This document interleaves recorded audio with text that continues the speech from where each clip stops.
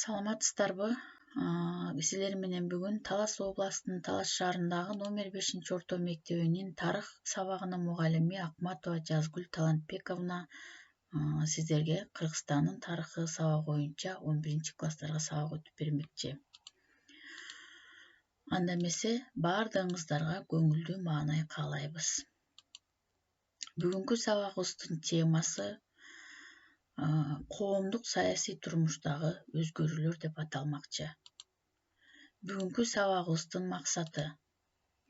Бул сабакта биз Кыргызстандын жаңы конституциясына мүнөздөмө беребиз. Кыргыз Республикасынын мамлекеттик бийлигинин түзүлүшү менен таанышабыз. Саясий партиялардын ишмердиктерин талдайбыз. Тоталитардык саясий түзүлүштү кыйратуу жана укуктук демократиялык мамлекетти куруу коомдук саясий турмуштагы өзгөрүүлөрдүн алдыңкы милдеттеринин бири. Борборлоштурулган мамлекетти экономикадан көп укулаттуу экономикага өткөрүү. Кыргызстандагы улуттар аралык мамилелерди жакшыртуу. Жакынкы жана алыскы өлкөлөр менен тең укуктуулук мамилелерди түзүү.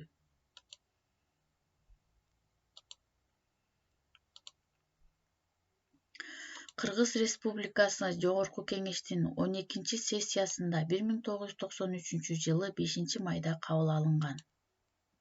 5 май Конституция күнү катары белгиленип калды. Кыргыз Республикасынын Конституциясы жөнүндө төмөндөгүдөй декларация кабыл алынган.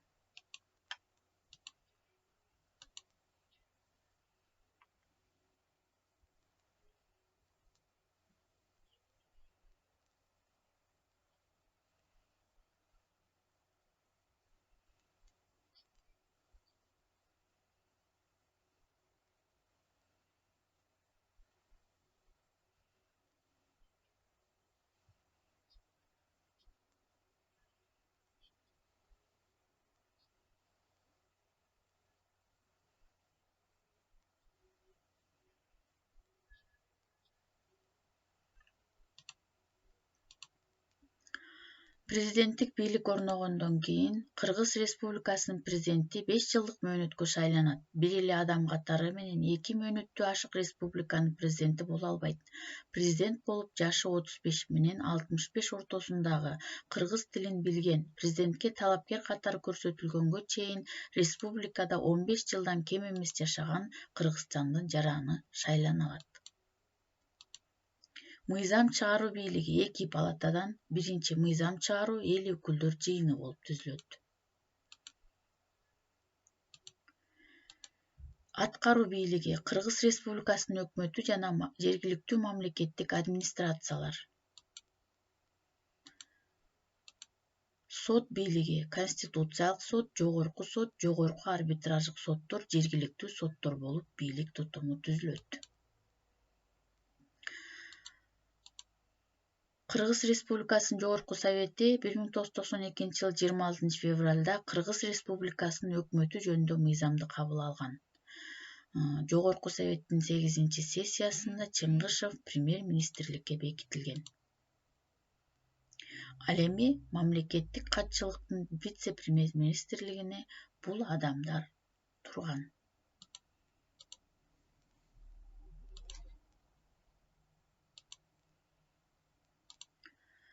Бир нече референдумдар кабыл алынып, 1994 жылы сентябрда парламент экиге бөлүнгөн.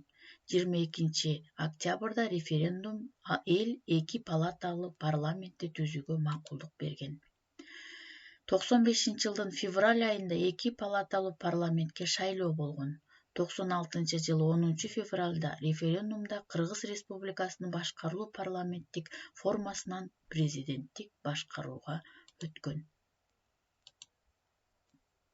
Кыргыз Республикасынын Жогорку Кеңеши туруктуу иштөөчү 35 депутаттан, мыйзам чыгаруучу 70 депутаттан турган эл өкүлдөр жыйыны февраль айында 2005 жылдын Кыргыз Республикасынын бир палаталуу Жогорку Кеңешине шайлоолор болуп өткөн.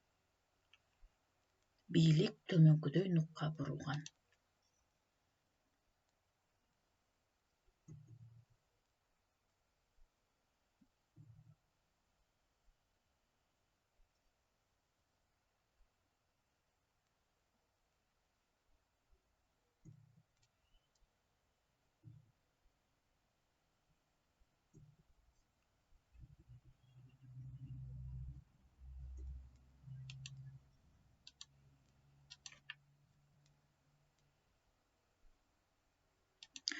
Кыргыз Республикасында мамлекеттин негизги символдору кабыл алган. Алардын бири 1992 жылы 3 мартта бекитилген. Анын долбоорунун авторлору Айдаров, Жайчыбеков, Иптаров, Сыдыков, Матаевдер болгон.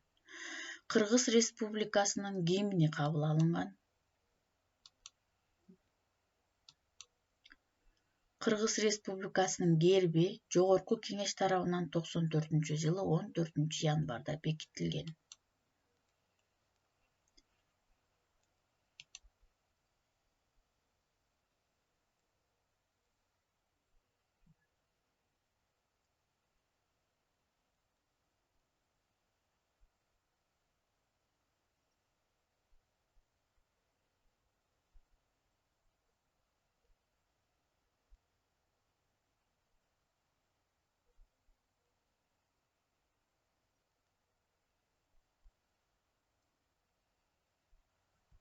Деп Кыргыз Республикасынын гимни жайылтыла баштаган.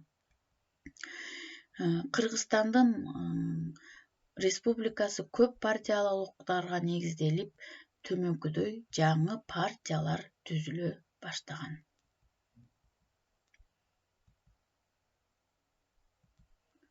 2007-жылы 21-октябрда жалпы элдик референдумда Конституцияга өзгөртүүлөр киргизилип, Жогорку Кеңеш партиялык тизме менен шайлоо киргизилген. 2007-жылдын 22-октябрында 2005-жылы шайланган парламент таркатылып, партиялык тизме менен 90 депутаттан турган парламент түзүлгөн. Анда эмесе, мен силерге кыскача түшүндүрмө сабагым, темам аягына келип жетти. Анда бул тесттер менен биз сабакты өзүн бышыктап коелу. Кыргызстанда жаңы социалдык саясий кырдаалдын түзүлүшүнүн натыйжасында төмөндөгүдөй милдеттер турган. А. Б варианты, В варианты, Г варианты. Демек, силер окуучулар ушул 3-4 варианттын туура жоопторун топтоштуруп, дептериңерге жазып белгилейсиңер. Кийинки 94-жылы сентябрда парламент экиге бөлүнүп таркатылган. Себеби? Негизги 2 себебин аныктайсыңар. Сабагым түшүнүктүү болсо, үйгө тапшырманы дептериңерге түшүрүп алгыла. 2010-жылдын 27-июндагы Конституцияга өзгөртүүлөрдү салыштырып, тетрадыңарга конспекттегиле. Көңүл бөлгөнүңөргө чоң рахмат.